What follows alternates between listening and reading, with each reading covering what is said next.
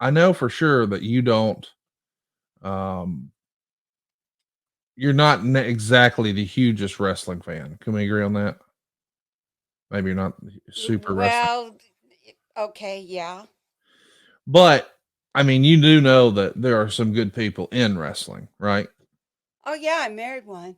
Well, that's debatable, but he is in wrestling. I guess that part's true. But good. Yeah.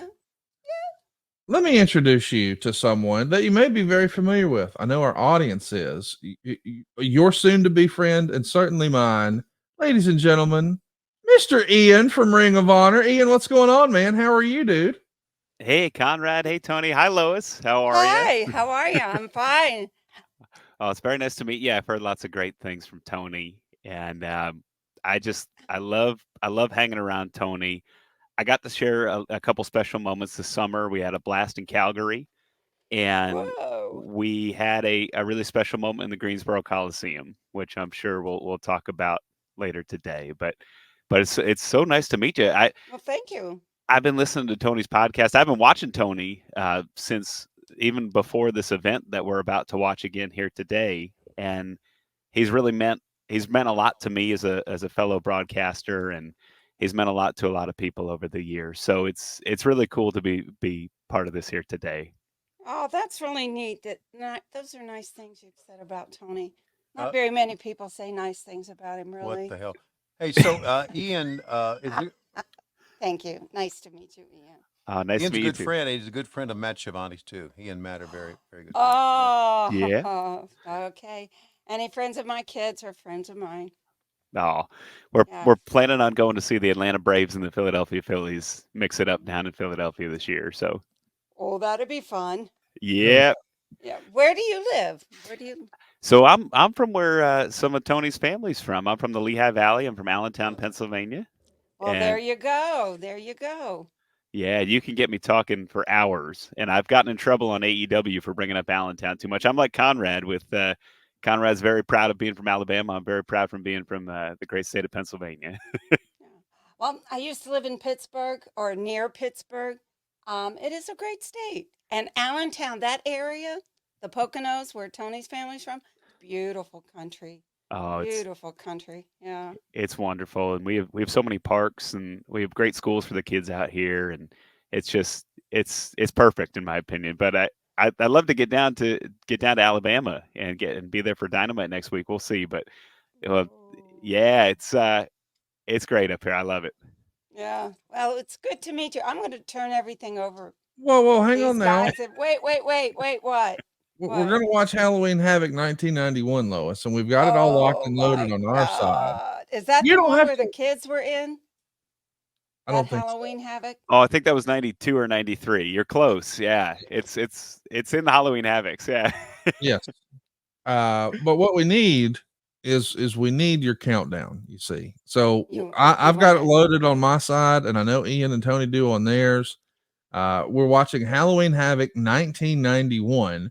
So if you're listening along with us, we want you to pull up what they're calling season 3, episode 1 on Peacock. So it's Halloween Havoc season 3, episode 1, and we're going to watch Halloween Havoc 1991 together. But Lois, you got a special countdown for us, a live Lois countdown. How about that?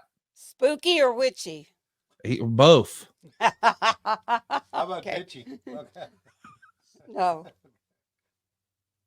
No. Okay.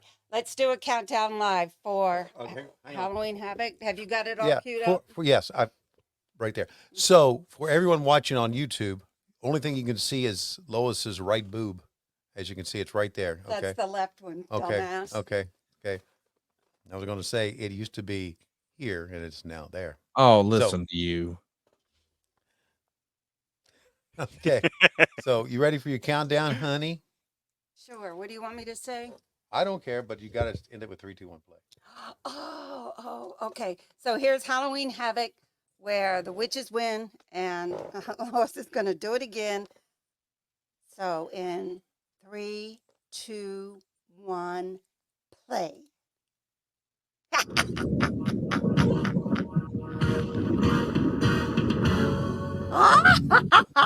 Okay. I'll be honest, I thought that was on the track at first, and then I I did. realized, no, wait, that's Lois. Yeah. My goodness. Look at We're these not- we're graphics, watching. Tony. Is this 1991 or what, Ian? Yeah, this is and this is high quality for WCW at the time. I think I remember that. There's ghostly figures appearing. You don't. Is Ex- that the including- one where Tony opens the door and he No. turns off his mask and No. That's either 92 or 93, like Ian was saying. I want to see that one. Yeah. So call me up when you guys do that one. Yes, ma'am. We'll do. All right. So I'm out. Okay. Thank you, Lois. All right. Love you guys. Nice to Love meet you, you. Ian. Thank Take you. Oh, care. nice to meet you too. And here's Tony. Oh, brother, yourself. I love that so much.